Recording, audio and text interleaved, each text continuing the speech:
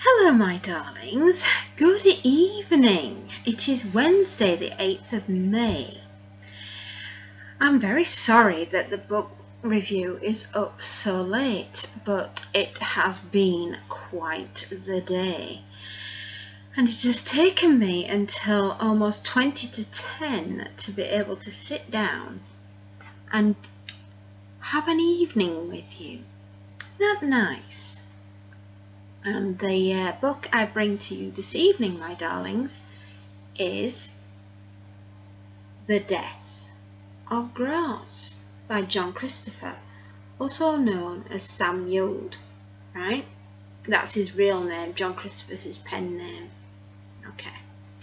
Now, this is a very special book. This book is 68 years old. I'll explain a little bit about it. It cost 10 shillings and sixpence to purchase it 68 years ago, and it was published by Michael Joseph Limited in 1956. So in 2 years' time it will be 70 years old and almost considered an antique. This is quite the special book. This one is. It is the first book from the first run of the first publishings, and my husband purchased it for me from an estate auction in Christmas of 2018. That's when he purchased it for me, and it was from the collection and estate of books of the Sam Yode collection, because it was the first books of the first run, and that is why it's so very special. And I would literally run into a burning building to get this book. If it was the only one thing that I managed to get after getting the family and Monty out of the house, this will be the one thing that I've run back in for, because it is so very, very precious and very old, and there isn't another one like it. And that's how rare it is. Now, have you ever heard of a saying, 9 meals from Anarchy? I'll read you a little bit for you. In 1906, Alfred Henry Lewis stated, "There are only 9 meals between mankind and anarchy." Since then, his observation has been echoed by people as disparate as Robert Heinlein, well, we all know Robert Heinlein, and Leon Trotsky, and we all know who he is. Robert Heinlein did Starship Troopers, if anybody didn't know. Very, very, very famous science fiction writer, an amazing writer as well. Starship Troopers, if you've not read it, do yourself a favour and get yourself a copy. It is sublime. Yeah, Johnny Rico, there you go. Anyway, back to The Death of Grass. Getting back to what I was talking about, 9 meals from Anarchy. The key here is that unlike all other commodities, food is the one essential that cannot be postponed. If there were a shortage of, say, shoes, we could make do for months or even years. A shortage of gasoline would be worse, but we could survive it through mass transport or even walking if necessary. But food is different. If there were an interruption in the food supply, fear would set in immediately, and if the resumption of the food supply were uncertain, the fear would become pronounced.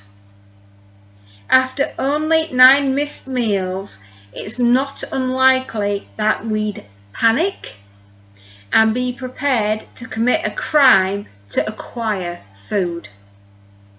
If we were to see our neighbour with a loaf of bread and we owned a gun, we might well say, "I'm sorry, you're a good neighbour and we've been friends for years, but my children haven't eaten today and I have to have that bread, even if I have to shoot you."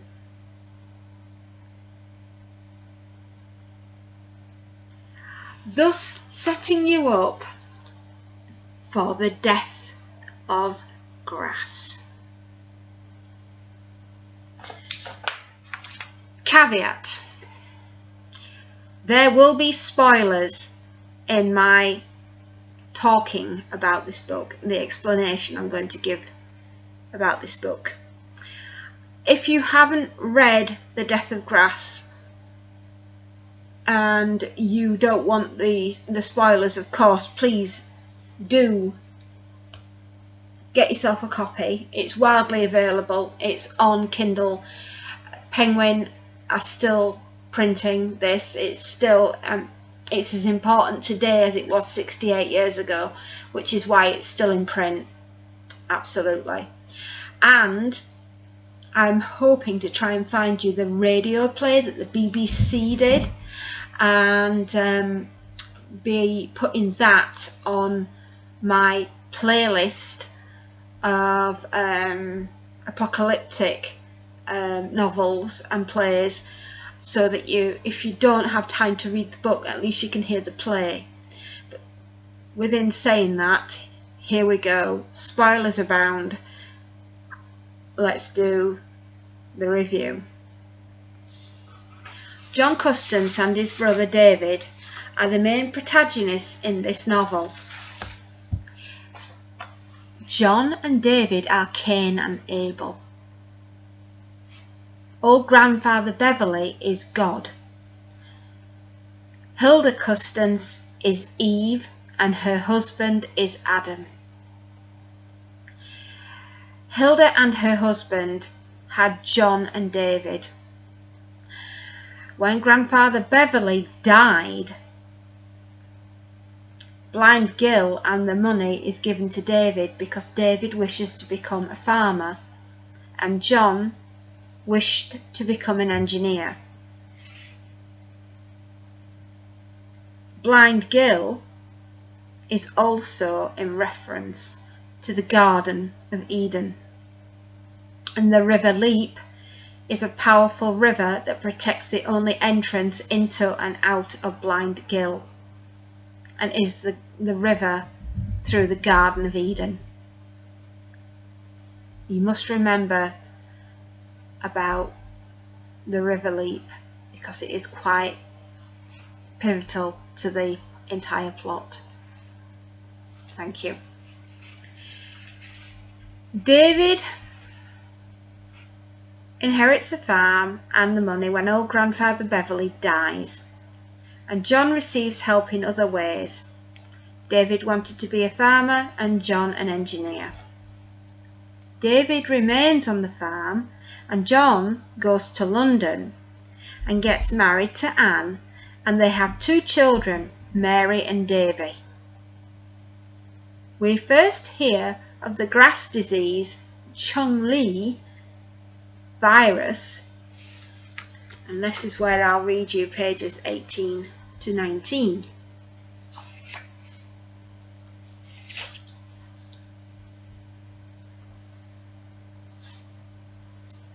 What's the latest? Did you hear the news before you came out? The Americans are sending more grain ships. Anything from Peking? Nothing official. It's supposed to be in flames, and at Hong Kong they have to repel attacks across the frontier. A genteel way of putting it, John said grimly. Did you ever see those old pictures of rabbit plagues in Australia? Wire netting fences 10 feet high, and rabbits, hundreds, thousands of rabbits piled up against them, leapfrogging over each other, until in the end either they scaled the fences or the fences went down under their weight. That That's Hong Kong right now, except it's not rabbits piled against the fence, but human beings. Do you think it's as bad as that? David asked. Worse, if anything. The rabbits only advanced under the blind instinct of hunger. Men are intelligent, and because they are intelligent, you have to make sterner measures to stop them. I suppose they've got plenty of ammunition for their guns, but it's certain they won't have enough. Do you think Hong Kong will fall? I'm sure it will. Pressure will build up until it has to. They may machine gun them from the air at first, and dive bomb them, and drop napalm on them. But for every one they kill, there will be 100 trekking in from the interior to replace the ones that have fallen. Napalm, said Anne. Oh no. What else is there? It's that or evacuate, and there aren't the ships to evacuate the whole of Hong Kong in time. David said, but if they took Hong Kong, there can't be enough food there to give them 3 square meals, and then they're back to where they started. 3 square meals? Not even one, I shouldn't think. But what difference does that make? Those people are starving. When you're in that condition, it's the next mouthful that you're willing to commit murder for. And India? David asked. And Burma and all the rest of Asia?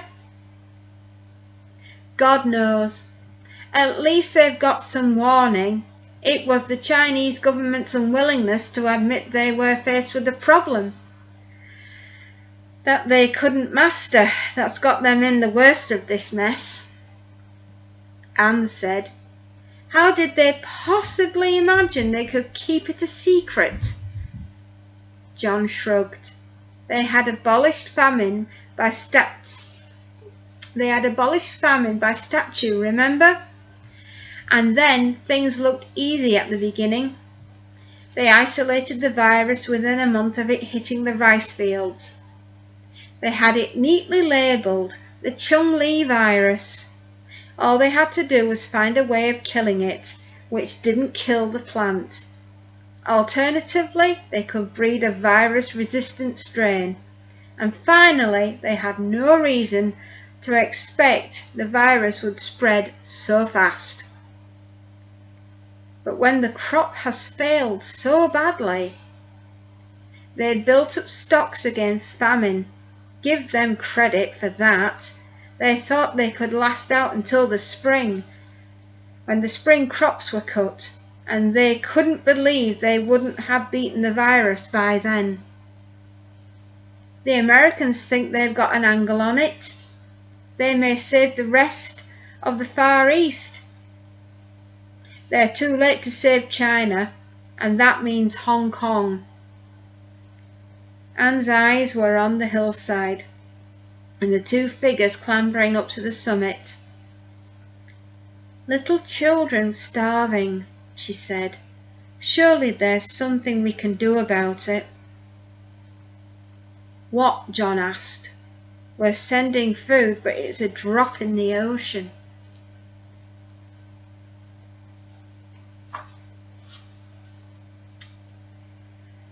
Roger Buckley is John's friend, and he works as a public relations officer at the Ministry of Production. Olivia, his wife, and Steve are on holiday with John and his family. Roger wants to talk to John alone. He wants to go to the pub to let him know that an antidote to the Chung-Li virus didn't work.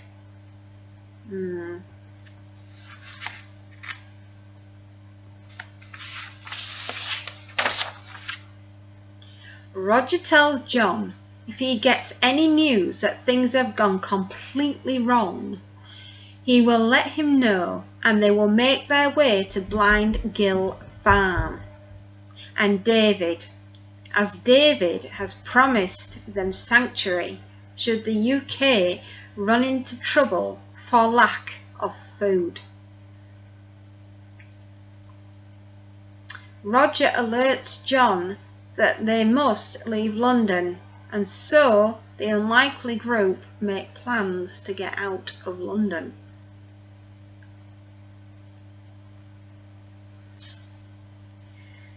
He said, remember isotope 717? The stuff they sprayed the rice with? Yes, there were two schools of thought about tackling that virus. One wanted to find something that would kill the virus. The other thought the best line was breeding a virus-resistant rice strain.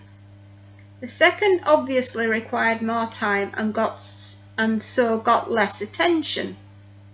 Then the people on the first tack came up with 717, found it overwhelmingly effective against the virus and rushed it into action. It did kill the virus, John said. I've seen pictures of it. From what I've heard, viruses are funny brutes. Now, if they'd found a virus-resistant rice, that would have solved the problem properly. You can almost certainly find a resistant strain of anything if you look hard enough or work on a large enough scale. John looked at him. Go on. Apparently, it was a complex virus. They've identified at least 5 phases by now. When they came up with 717, they have found 4 phases, and 717 killed them all. They discovered number 5 when they found they hadn't wiped the virus out after all. But in that case, Chung Lee, said Roger, is well ahead on points. John said, you mean there's still a trace of the virus active in the fields? It can't be more than a trace considering how effective 717 was. Only a trace, Roger said. Of course, we might have been lucky. Phase 5 might have been slow, where the other 4 were fast movers. From what I hear, though, it spreads quite as fast as the original. John said slowly, so we're back where we started. Or not quite where we started after all. If they found something to cope with the first 4 phases, they should be able to lick the 5th. That's what I keep telling myself, Roger said. There's just the other thing that's unsettling. Well? Phase 5 was masked by the others before 717 got to work. I don't know how this business applies, but the stronger virus strains somehow kept it inactive. When 717 removed them, it was able to go ahead and show its teeth. It differs from its big brothers in one important respect. John waited. Roger took a swig of beer. Roger went on.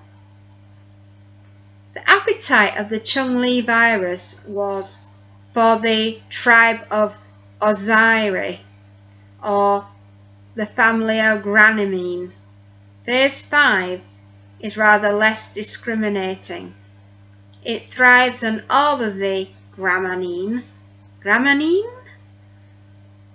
Roger smiled, not very happily. I've only picked up the jargon recently myself. Graminine means grasses, all the grasses. John thought of David. We've been lucky. Grasses, he said. That includes wheat. Wheat, oats, barley, rye, that's the starter.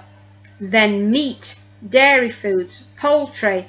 In a couple of years' time, we'll be in living on fish and chips if we can get the fat to fry them in."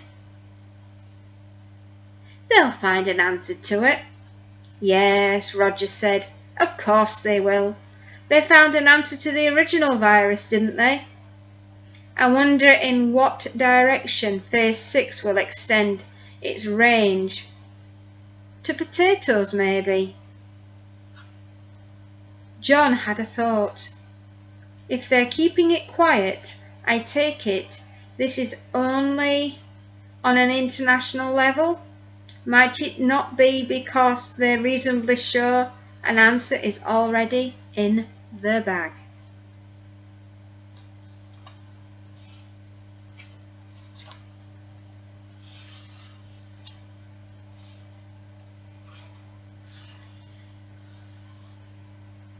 Three-quarters of the normal harvest was gathered in the west.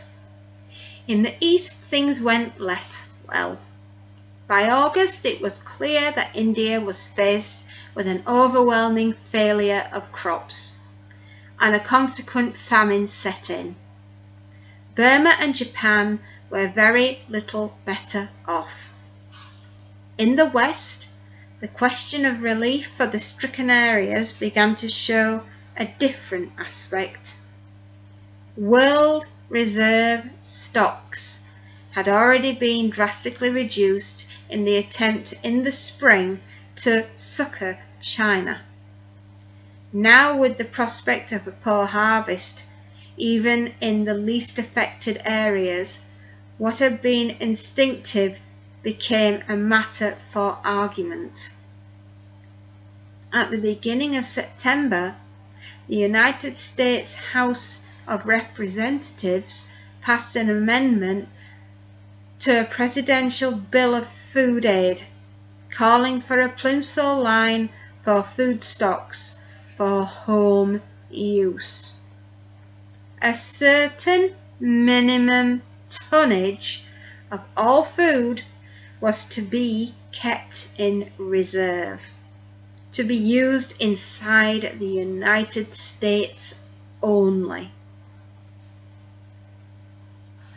Anne could not keep her indignation at this to herself.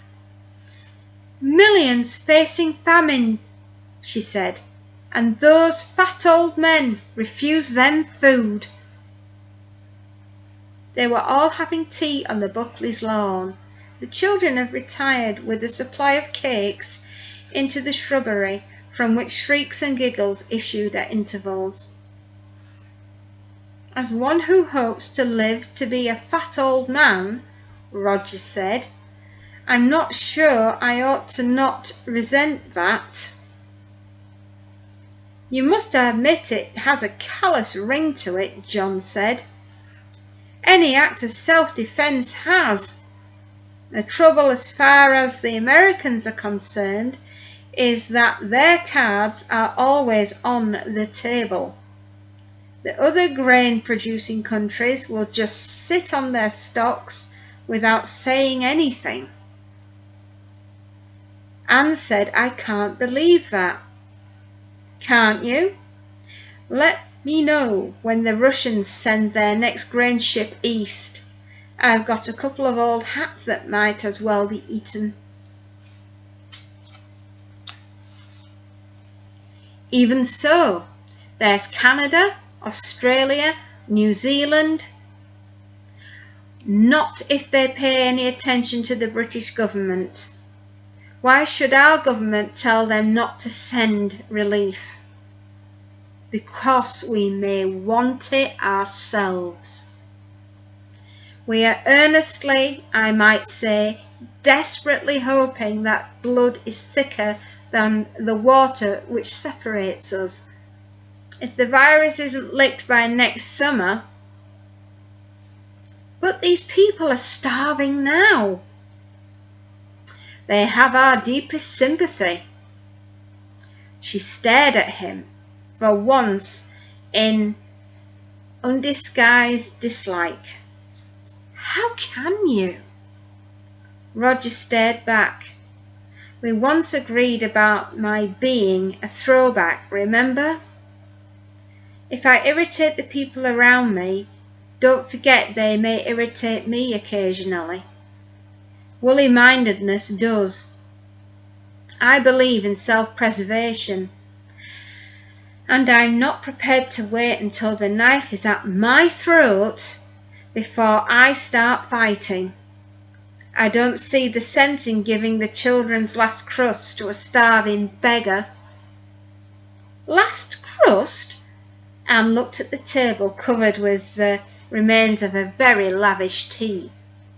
Is this what you call this, last crust? Roger said if I were giving the orders in this country, there wouldn't have been any cake for the past 3 months, and precious little bread either. And I still wouldn't have had the grain to spare for the Asiatics.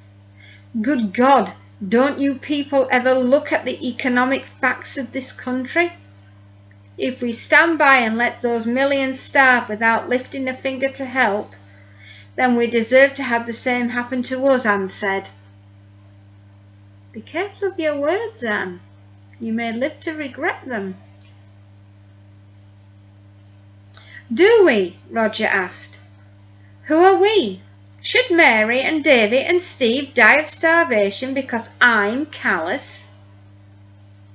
Olivia said, I really think it's best not to talk about it. It isn't as though there isn't anything we can do about it. We ourselves, anyway. We must just hope things don't turn out quite so badly. Oh, Olivia, please wake up.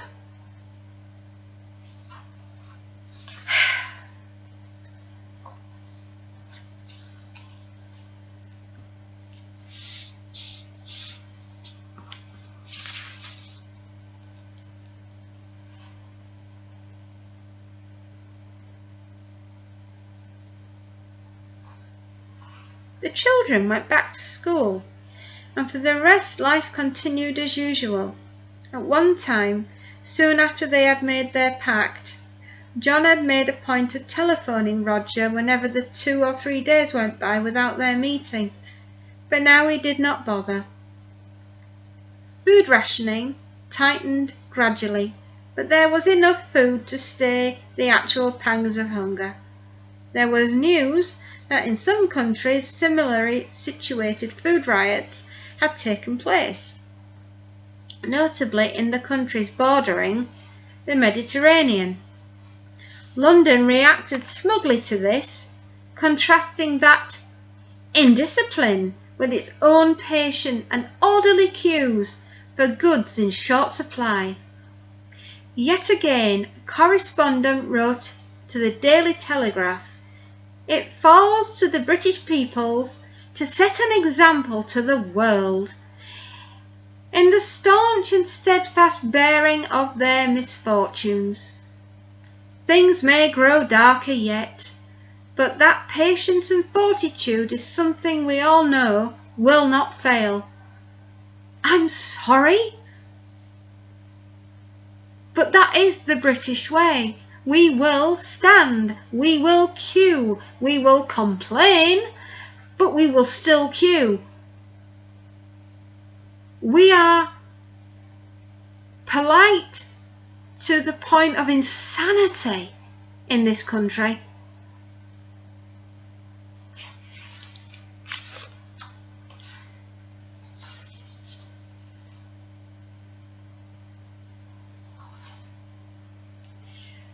The Chumley virus is in Rome. If the counter-virus had been even a France or a Spain, it would have been all right, but it was only a Sweden. It still exists, but in a mild and modified form that viruses usually relapse into. It won't touch Chumley. When did this happen? God knows, some time ago.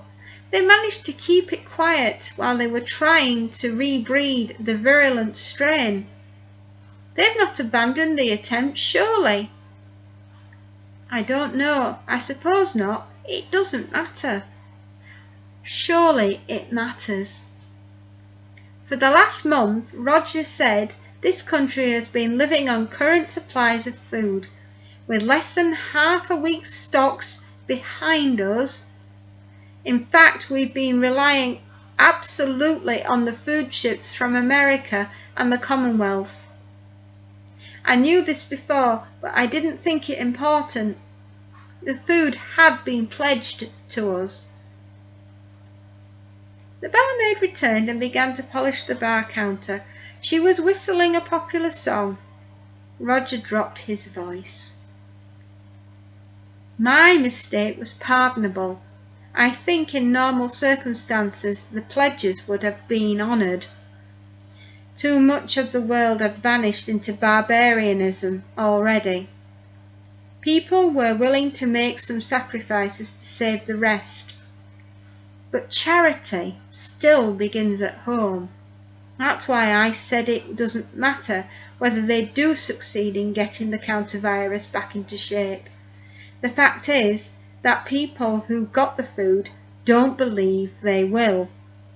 And as a result, they want to make sure they aren't giving away stuff they will need for themselves next winter.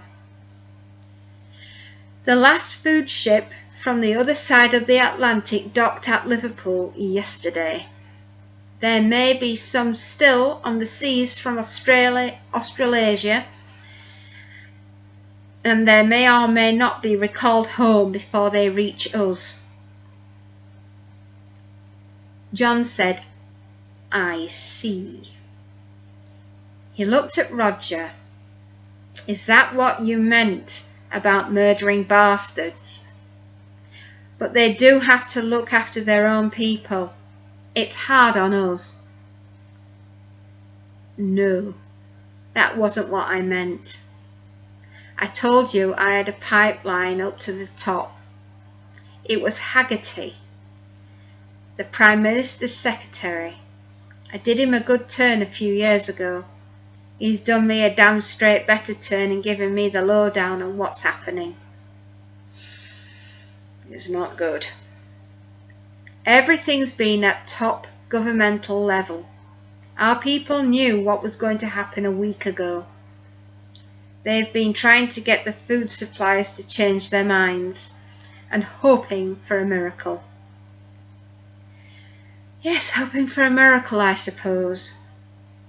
But all they did get was secrecy, an undertaking that they would not be embarrassed in any steps they thought necessary for internal control by the news being spread around the world.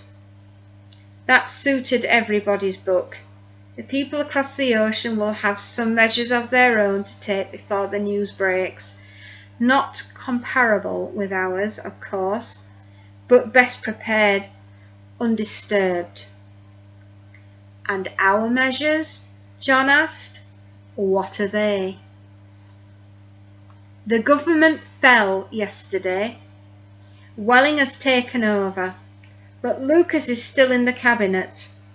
It's very much a palace revolution. Lucas doesn't want the blood on his hands. That's all. Blood? Said John. These islands hold about 54 million people. Correction, they hold 68 million people now. But it was 54 million people back then. About 45 million of them live in England. If a third of that number could be supported on a diet of roots, we should be doing well.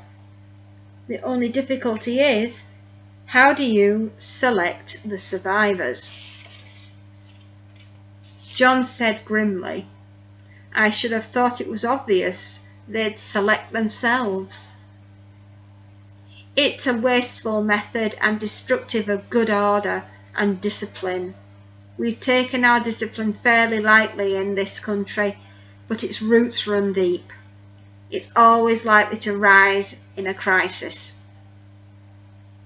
Welling, John said, I've never cared for the sound of him. The time throws up the man. It certainly does, doesn't it? I don't like the swine myself, but something like him was inevitable. Lucas could never make up his mind about anything. Roger looked straight ahead. The army is moving into position today on the outskirts of London and all of the major population centres. The roads will be closed from dawn tomorrow. John said, if that's the best he can think of. No army in the world would stop a city from bursting out under the pressure of hunger. What does he think he's going to gain? Time. Enough of that precious commodity to complete the preparations for his second line of action. And that is, said John, atom bombs for the small cities, hydrogen bombs for the places like Liverpool, Birmingham, Glasgow, Leeds, and 2 or 3 of them for London. It doesn't matter about wasting them. They won't be needed in the foreseeable future. For a moment John was silent. Then he said slowly, I can't believe that. No one could do that. Lucas couldn't. Lucas always was the common man's prime minister. Suburban constraints and suburban prejudice and emotions. But Lucas will stand by as a member of Welling's cabinet, ostentatiously washing his hands while the plans go forward. What else do you expect of the common man? So he's prepared to stand by and let another man bomb the ever-loving crap out of what's left of the United Kingdom. I suppose it's better than starving to death.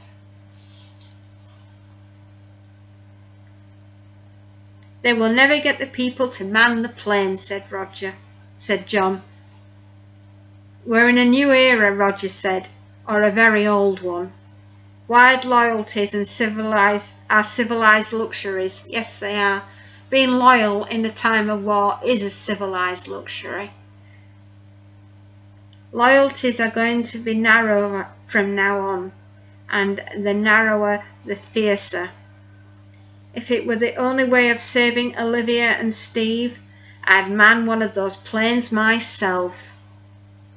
Revolted, John said no. When I spoke about murdering bastards, Roger said, I spoke with admiration as well as disgust. From now on, I propose to be one where necessary, and I very much hope you are prepared to do the same. But to drop hydrogen bombs on cities of one's own people? Yes, that's what Welling wants for the time for. I should think it will take at least 24 hours, perhaps as long as 48. Don't be a fool, Johnny. It's not so long ago that one's own people were the people in the same village. As a matter of fact, he can put a good cloak of generosity over the act. Generosity? Hydrogen bombs? They're going to die. In England, at least 30 million people are going to die before the rest can scrape a living. Which way's best? Of starvation, or being killed for your flesh, or by a hydrogen bomb? Yeah, starve to death, eat each other to death, or drop a hydrogen bomb on yourselves. A, B or C. It's quick after all, and you can keep the numbers down to, say, 30 million, that way, and preserve the fields to grow the crops to support the rest. That's the theory of it. From another part of the public house, light music came to them as the barmaid switched on a portable wireless. The ordinary world continued, untouched and untroubled. It can't work, John said. I'm inclined to agree, said Roger. I think the news will leak, and I think the cities will burst their seams, before Welling has got his bomber fleet properly lined up.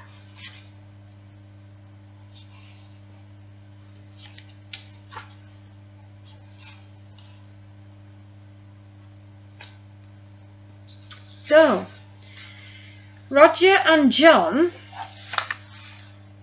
know that martial law is about to be enacted so that the bombs can be dropped. They're making plans to get out of London. Roger and John decide to go and secure firearms. While heading out, they hear in the radio that martial law has been enacted now.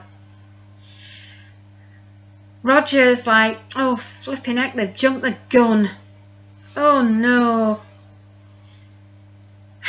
All roads in and out of London are to be blocked. It's the same in every city within the United Kingdom. I'm so glad I live in the country. I really am. They know of a gentleman called Pirrie. He has a gun shop, and Roger and John try to obtain firearms. Pirrie asks for a gun license, and of course they don't have one. They get into a fight and Pirrie overthrows both of them, and he tries to phone the police. John tries to bargain with him and offers to tell him what's happening. Pirrie then asks John about the farm. John says it can be defended by an army. Pirrie mentions a policeman who came back earlier with a silly rumour which might lead to trouble. Roger asks Pirrie, didn't the police insist on a guard? But Pirrie said no, and supposed it would have been a disadvantage that a police guard becomes conspicuous. Pirrie says that John's tale, God, you can tell I'm tired. John's tale didn't strain his credulity that much, and he says, I am telephoning my wife Millicent, and says, I am sure if you can get 2 cars out of London, then you can get 3. And so the very unlikely group arm up and do indeed leave London. The journey north is as harrowing as it can get. The brutality of their journey. Oh, I can't actually physically bring myself to speak aloud what happens. The United Kingdom is tearing itself apart. No food is left on the shop shelves. This is a time before supermarkets, and greengrocers, butchers, bakers and corner shops were the places to get the food. Only there isn't any left. There are heavily guarded food warehouses and there's hardly anything in them. On the way north, John is attacked quite savagely, and Anne and Mary are brutalised in the most evil way. John turns into the fighting male, prepared to do what it takes in order to get his family and his clan to Blind Gill. John becomes the leader and Pirrie his second in command.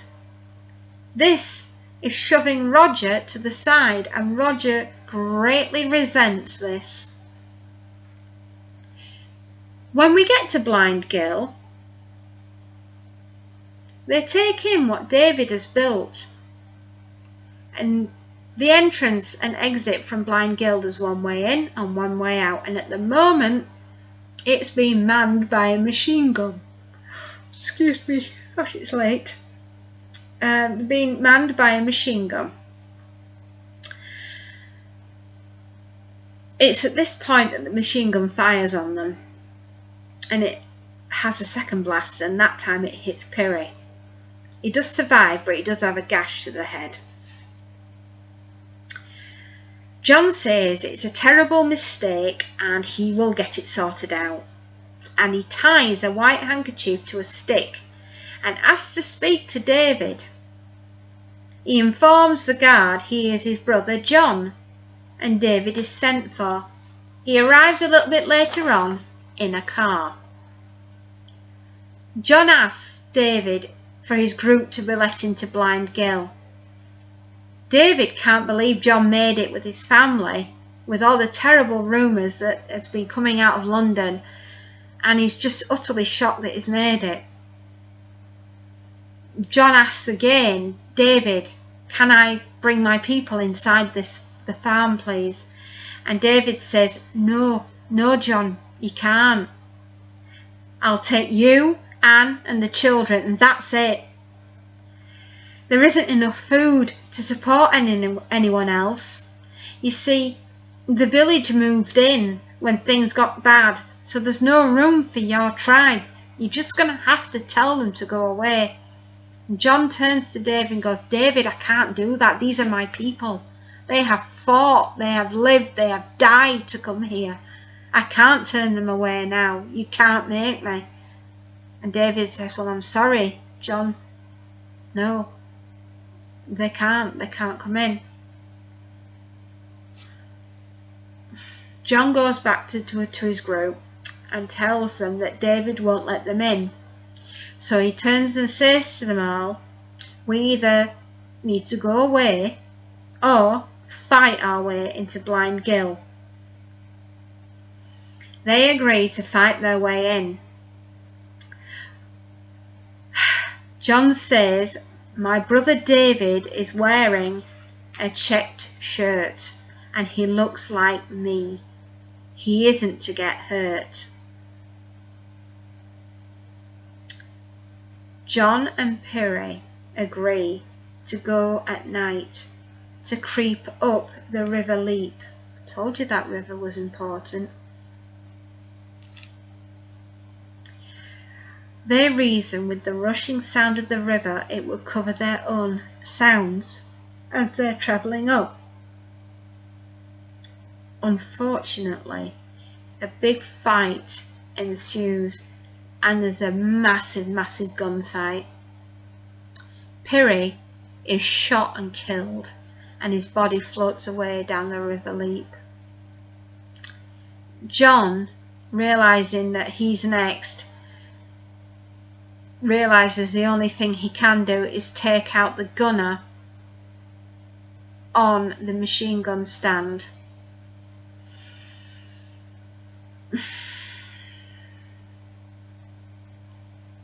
It's the next day and John is devastated, and you know, I'm going to tell you why. David was manning the machine gun post. Anne tries to reassure John that he didn't shoot his brother David and that Piri shot his brother, and that was when Piri died. But John, deep down in his heart, knows it was him, and he has to live with that. The savagery in this novel. Oh.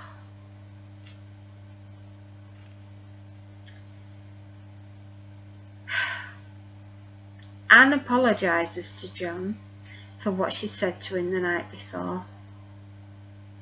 They had a big fight, you see, before he went off to battle.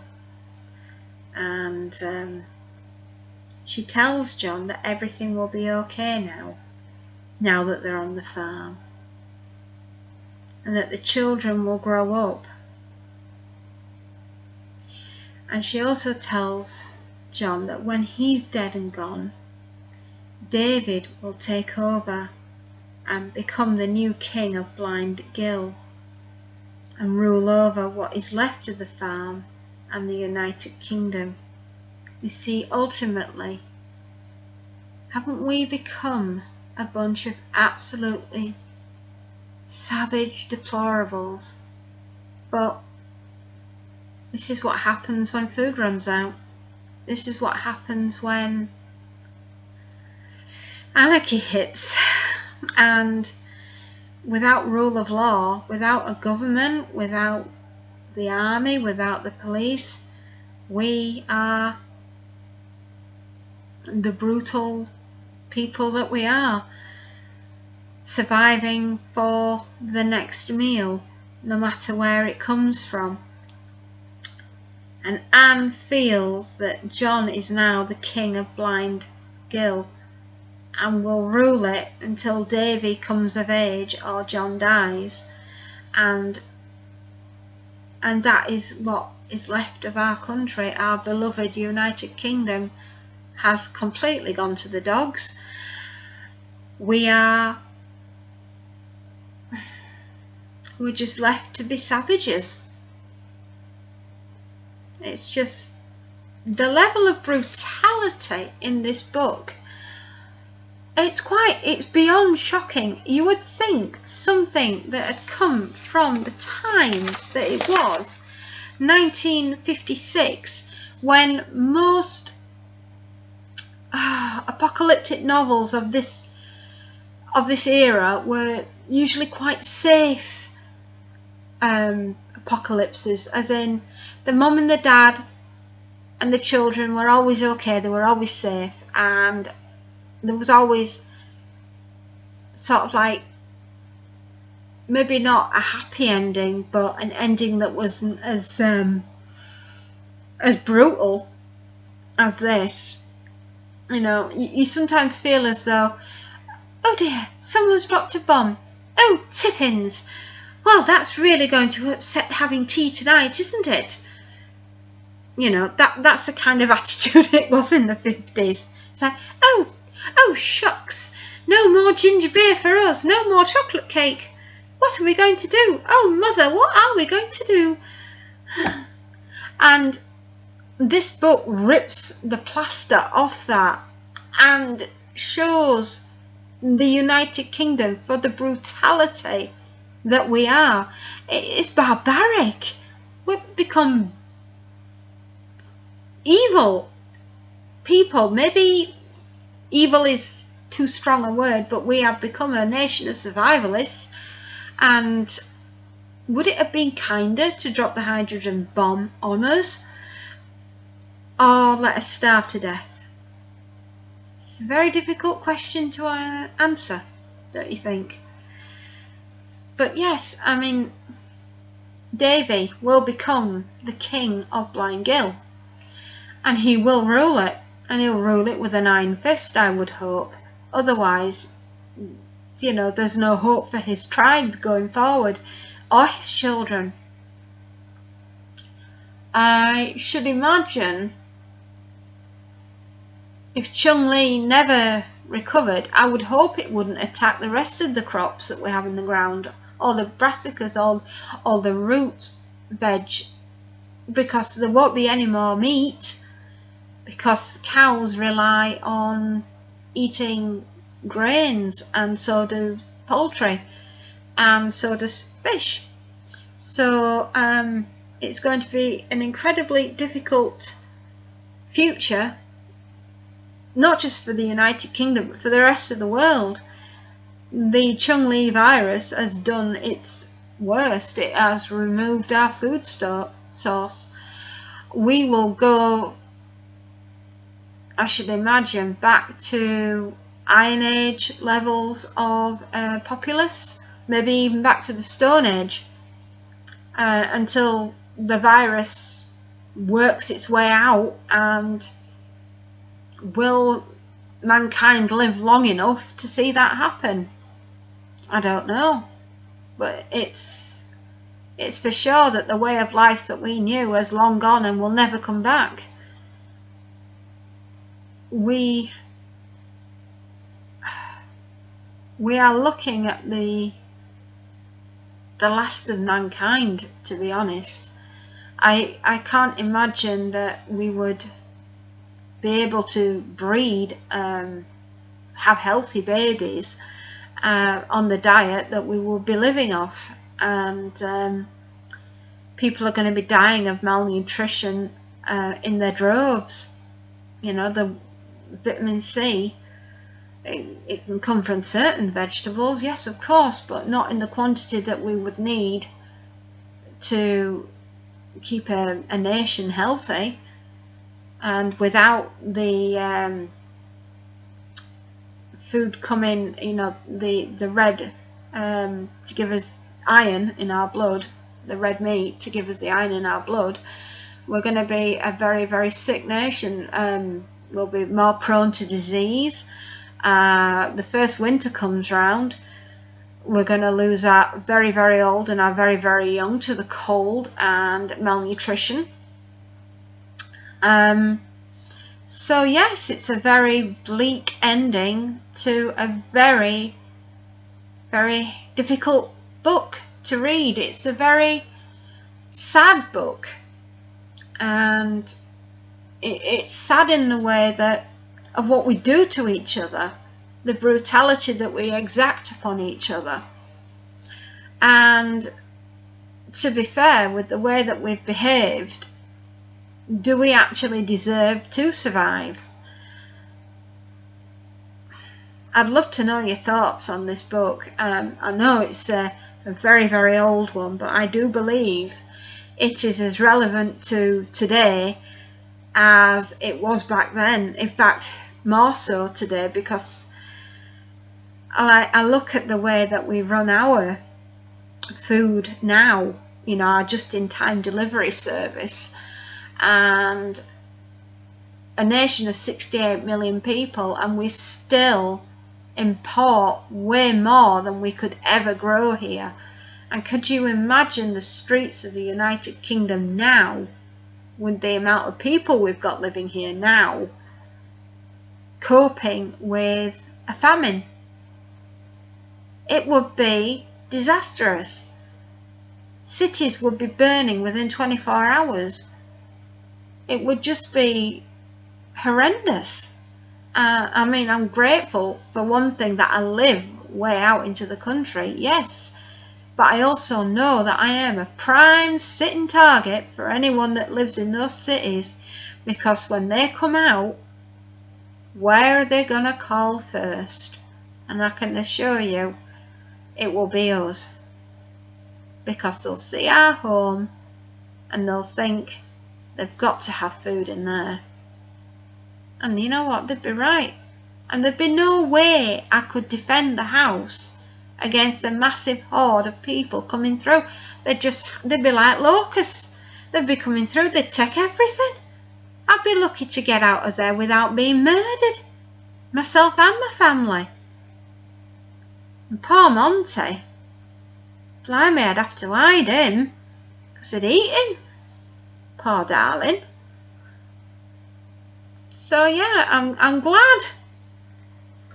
I'm glad in a way it's just a fictional novel. I hope it never ever comes true. But it's such a plausible apocalyptic scenario that it could come true. I mean, look how COVID came out of the blue and just swept through and knocked everyone for six. Well, Chun-Li virus isn't any different. And it's not just here, it attacks the entire world. I do believe Canada took in the royal family, so good one, Canada, at least you saved the Queen. But the rest of us were just left to our own demise, if you like. There was nowhere for us to go. We are an island.